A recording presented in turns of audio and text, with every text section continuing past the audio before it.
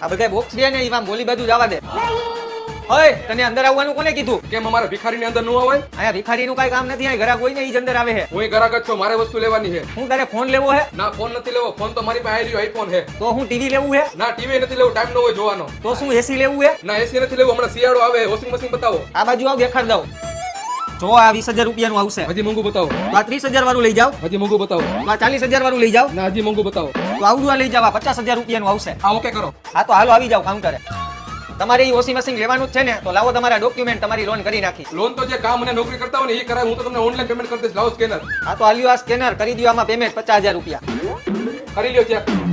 Payment તો તમારું આમાં આવી ગયું, પણ આમાં 49,950 રૂપિયા જ આવ્યા છે. હજી 50 રૂપિયામાં ઘટ્યા, 50 રૂપિયા તો નાખો. ભાઈ મેં 50 રૂપિયા એટલે ઓછા નહીં કહે, કેમ કે હું ભિખારી હો. તમે 50 રૂપિયા ભિખારીને ભીખ નહીં આપો. આ ભાઈનું વોશિંગ મશીન જોઈને ફટાફટ પેક કરીને ગાડીમાં ચડાવો અને એના ઘરે પહોંચાડો.